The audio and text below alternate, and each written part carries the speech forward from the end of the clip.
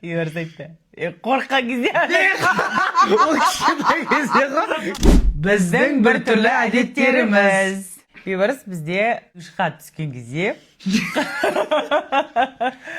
қатты ән айтады. Сонымен бір күні кішкентай кезде Бейбарыс сен осы неге душқа түскенде ән айтасың деп сұрағам да. Бейбарыс айтты. Қорыққан кезде. Ол кішкентай кезде ғой.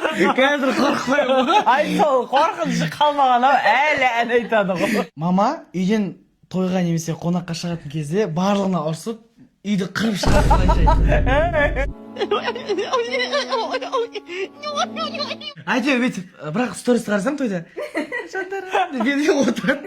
Үйіне қақтан білсін кішкене андай үйді қопарып шыққан. Постоянно емес қой. Мама кір сабының иісін қатты ұнатады. Және соны иіскейді. Жеген мен даже.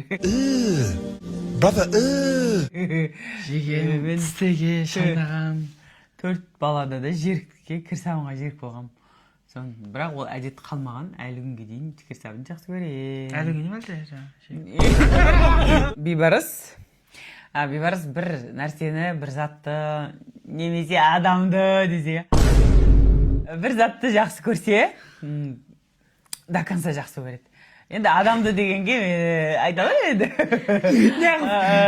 Жағдайт?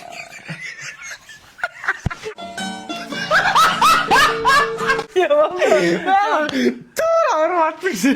Тура кеғатшы. Әлі айтқан өзі қызы тұрады. Әлі қорқатыр просто. Адам туралы айтты бұл жерде. Қорқпады.